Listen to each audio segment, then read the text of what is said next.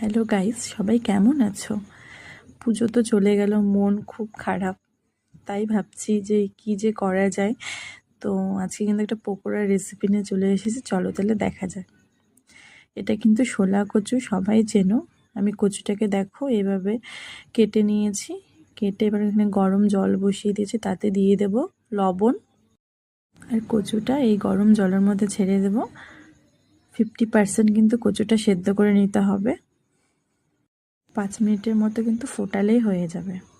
এদিকে কিন্তু আমি কড়াই বসিয়ে দিয়েছিলাম তেল গরম করার জন্য। আর ওদিকে বেসনও গুলিয়ে রেখেছিলাম।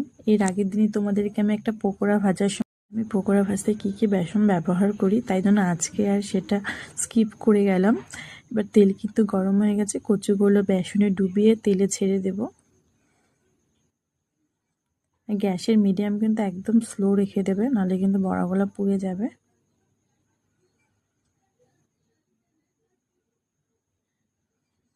দেখো আমাদের কিন্তু বড়া ভাজা রেডি হয়ে গেছে।